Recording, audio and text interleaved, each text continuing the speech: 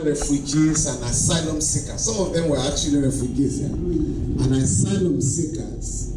47 of them that were illegally deported from Nigeria are currently standing trial before a special military tribunal in Yaoundé. At the last hearing 3 days ago, the judges all speak French, while the accused persons speak English. There were no translators. You know, the French and the Germans and everybody, the English, they all colonized Cameroon. And that is part of the crisis in that country. We were there. The tribunal has asked us to prove that these people were refugees and asylum seekers in Nigeria. We've already got the letters from the Refugee Commission as well as the United Nations Refugee Commission in Abuja. So we were there, and I can't say that all of us will have to be part of the struggle of the African people against any form of internal colonialism. I'm sure you are aware that Western Sahara is been occupied illegally by Morocco, and Morocco recently wanted to join ECOWAS, so we have to kick Morocco in North Africa. You know why?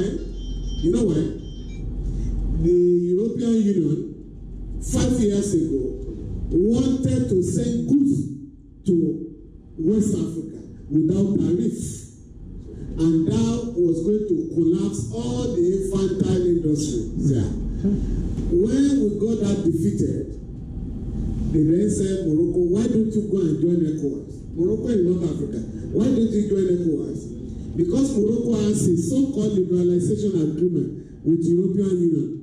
So with our freedom of goods and persons, they will bring in their goods there. That struggle is still on. The other information I wish to provide,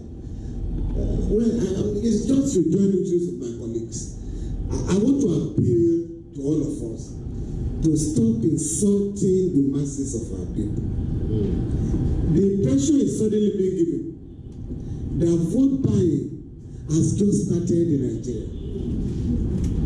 It started, in fact, was given judicial recognition in the case of Falana and Obasanjo in 1999. In 1999, the PDP people distributed rice and salt in bags. So the Falana legal team challenged that and said that was corruption. You know what the Court of Appeal said? The Court of Appeal of Nigeria said there is no proof that it was Obasanjo that authorized the distribution of the rice, even though he benefited. And that has become our legal position on that matter. Do you get the point? So that's where it started. So the fact that they are just extending it to the poor, please don't stigmatize the poor as very corrupt voters. No, but it was the poor that collected rice and salt. It was the poor that collected. No, the rich gave them. Yes, of course. The point I'm making is this. I am saying we do not blame members of the ruling class who steal government money to humanize our people. And today, that rally you saw in Lagos yesterday, go and find out. That rally will not have cost anything less than 100 million naira. Go and find out. So these rallies you see all over the place, it's billions of naira. Yes. It's not money from anybody's pocket. It's from states. And you know the APC people had to settle themselves last weekend. You know they were fighting. Yes. They have to quickly settle their quarrel so that they can get money for campaign. So please don't be deceived. Journalists take money to cover elections and campaign. You are not aware? They take money. INEC officials take millions. I'm sure you are aware of those who have been tried. Some of them have been jailed. They collected millions from the Jonathan regime. Police policemen and soldiers and prison officials who are involved in election monitoring or whatever. Special duty. Special duty. Also collect money officially and unofficially. So when we are now gathered to talk about vote buying, we are blaming poor voters who have been dehumanized by the system, without talking about the fact that the system itself encourages it. In Anambra, in Londo, in Edo, Ekiti Osun, the thing is increasing. Yesterday on channel, I heard it on channel. Our man in Akwa Ibom, Mike Gini, was saying he just got a report that money that for people to collect their PVCs, INEC officials were collecting between 500 and 1,000 naira. So the entire system is skewed against our people. The other point that we need to make is about elections. In fact, I must commend you, the signature member. When the chairman or somebody asks you to raise up your hand if you have collected your PVC. In the last 2 weeks or thereabout, this is the largest concentration of Nigerians that have collected, in terms of percentage, that have collected their PVC. I just collected mine 2 days ago. You know, just to feel righteous because I haven't considered myself yet who I'm going to vote for. But let me tell you, because we are gathered to discuss human rights. Chapter 2 of the Nigerian Constitution is the most important aspect. Right to life, right to minimum wage, not just minimum wage, national minimum living wage, not 30,000 naira. If you have no job under this constitution, you are entitled to unemployment benefit. Are you not surprised? No. Wait, my sister. No, let me tell you.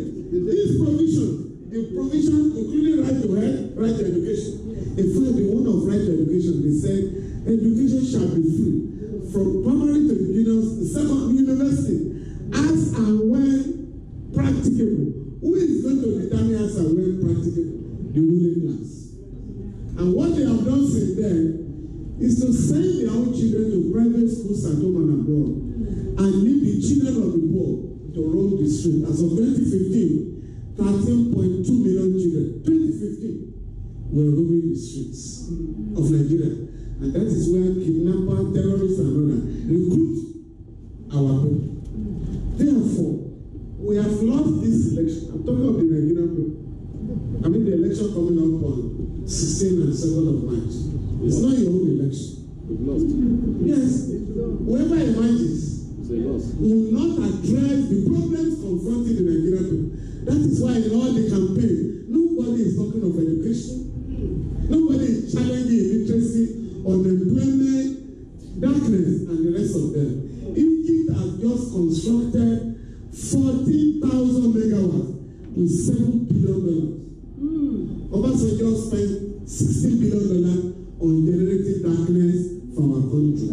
Therefore, if you want to honor Beako on this occasion, we must do that which Beako did throughout his life. And I think all of us, because somebody mentioned the fact that, yes, my sister mentioned the fact that Beako was a medical doctor. Apart from that, Beako and Falana and their brothers and sisters had very good, very comfortable background. Beako became a medical doctor at the age of 22. So one day in prison, the prisoners, the warders were very rude to us. And I said, look at Beako now. Look at Chief Kaifoyi. This one became a lawyer in 1965. This one, a medical doctor in 1963. Why are you insulting them? He said, you mean these people are not just harassing the government, they have a good background. I said, yes. And from that day, we earn our respect. The point I'm making, in spite of their comfortable lives, they decided to dedicate their lives to the struggle of our people. So that everybody will have access to health. Gani wanted everybody to have access to education. What we should therefore do challenge is for all of us to go back to the barricades. And I think that is the point being made. This human rights thing, and that is why the signature has tried to be different from others. That's why it's a mass-based organization. What the others simply do is to have a small office where you write proposals and collect money.